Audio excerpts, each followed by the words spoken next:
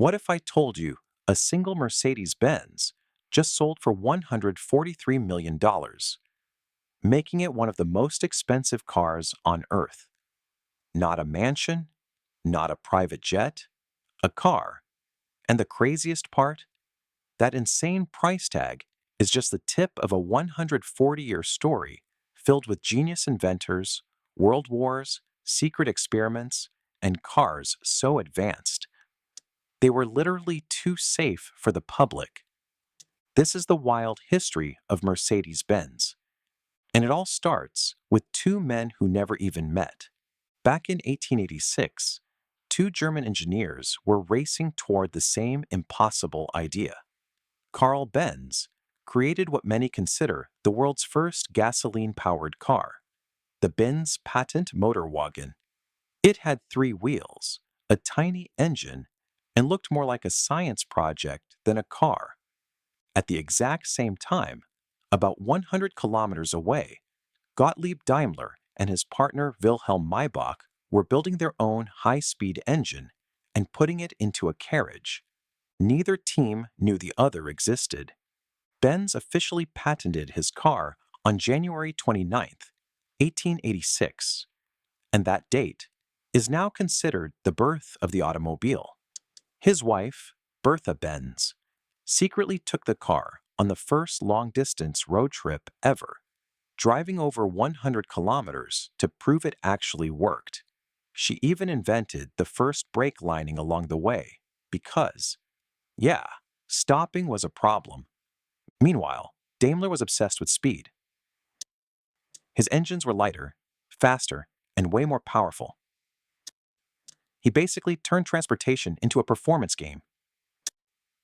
Two pioneers, two different visions, and eventually, one legendary brand. But here's where things get weird. The name Mercedes didn't come from either inventor.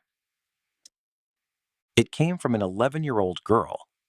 In the late 1890s, a wealthy businessman and racing enthusiast named Emil Jelinek was buying Daimler cars and entering them in races. He was so serious about winning that he demanded better, faster machines. And he raced under a fake name, Mercedes. That was actually his daughter's name. In 1901, Daimler built a completely new car for him. It had a low center of gravity, a powerful 35 horsepower engine, and looked nothing like the tall, unstable vehicles of the time. Jelinek made one condition: name it after his daughter. So they did. The Mercedes 35 horsepower dominated races and basically rewrote car design overnight. Long wheelbase, wide stance, powerful engine. That's the blueprint still used today. By 1926, after World War I, the companies founded by Benz and Daimler finally merged. And just like that, Mercedes-Benz was born. Now, they weren't just building cars, they were building legends. By the 1930s, Mercedes-Benz had become the absolute king of racing. Their cars were called the Silver Arrows, and they looked like bullets on wheels. There's a famous story from 1934. Mercedes had a race car that was just 1 kilogram over the weight limit. So what did they do? They stripped off the white paint overnight. The bare aluminum body underneath was silver. They showed up to the race, lighter and faster, and won. That's how the Silver Arrows got their name. These machines were insane. Some produced over 500 horsepower, which was unheard of at the time. They pushed speeds past 300 kilometers per hour on tracks with basically no safety barriers. Drivers were risking their lives every lap. And Mercedes wasn't just about speed. They introduced innovations like superchargers, independent suspension, and advanced aerodynamics. They weren't following the future, they were inventing it.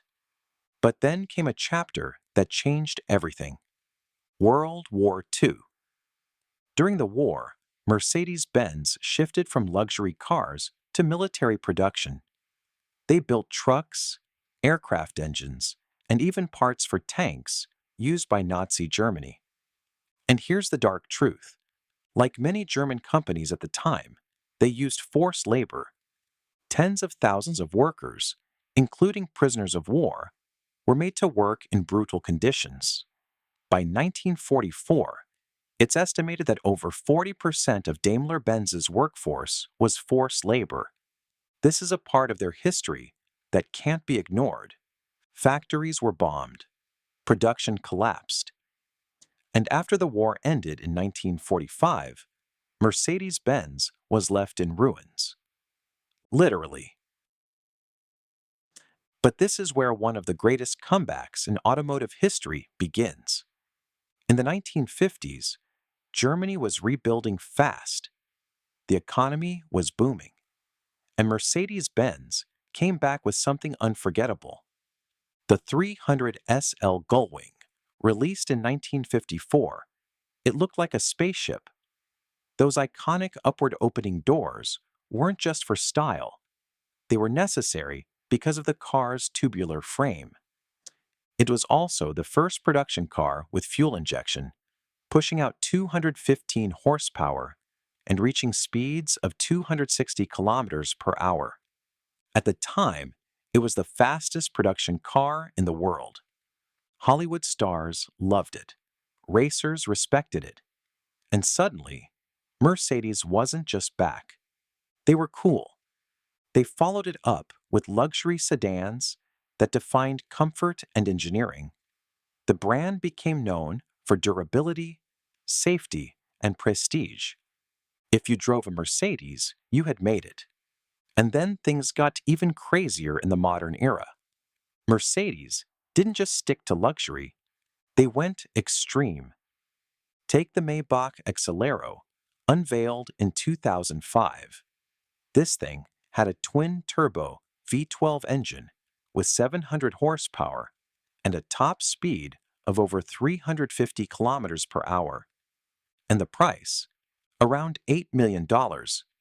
It was commissioned by a tire company to test high-speed tires, and it ended up becoming one of the most outrageous one-off cars ever built. Then there's the S-Class. Every generation of this car introduces technology years before anyone else. Anti-lock brakes, stability control, adaptive cruise control, massaging seats. If it exists in your car today, chances are it showed up in an S-Class first. And let's not forget AMG. Originally, an independent tuning company, AMG was all about turning luxury cars into monsters. Bigger engines, louder exhausts, insane performance. Mercedes eventually bought them, and now AMG models are some of the fastest sedans on the planet. But remember that $143 million car from the beginning? Let's talk about that. In 2022, a Mercedes-Benz 300 SLR Uhlenhaut Coupe was sold at a private auction for 135 million euros, which is about $143 million. Only two of these cars were ever built. They were based on the W196 Formula One car driven by Juan Manuel Fangio, who won the 1954 and 1955 championships. The coupe version was essentially a road-legal race car. It had a top speed of 290 kilometers per hour, which was insane for the 1950s. And the one that sold? It became the most expensive car ever sold publicly. That's not just a car, that's a piece of history. But here's something even crazier. Mercedes once built a car that was basically uncrashable.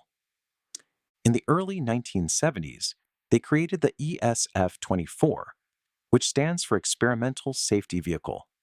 This thing was packed with safety features decades ahead of its time. We're talking airbags everywhere. Front, side, even for pedestrians. It had anti-lock brakes, reinforced structures, and advanced crumple zones. In crash tests, it performed so well that it raised a serious question. What happens if one car is this safe and everything else isn't? The mismatch could actually make roads more dangerous overall. So they never mass-produced it. They literally buried one of the safest cars ever made because the world wasn't ready. And now, we're entering the next chapter. Electric. Mercedes is going all in on EVs with cars like the Vision EQXX. This thing can travel over 1,000 kilometers on a single charge. That's from Paris to Berlin without stopping. It's insanely efficient. With a drag coefficient of just 0.17, making it one of the most aerodynamic cars ever built. They're aiming for a future with zero emissions, while still keeping that signature luxury and performance. From a three-wheeled experiment in 1886 to million-dollar hypercars, to electric vehicles that can cross countries on a single charge, Mercedes-Benz didn't just follow the evolution of the car, they created it. And if you want more insane stories like this, hit subscribe because the next one might be even crazier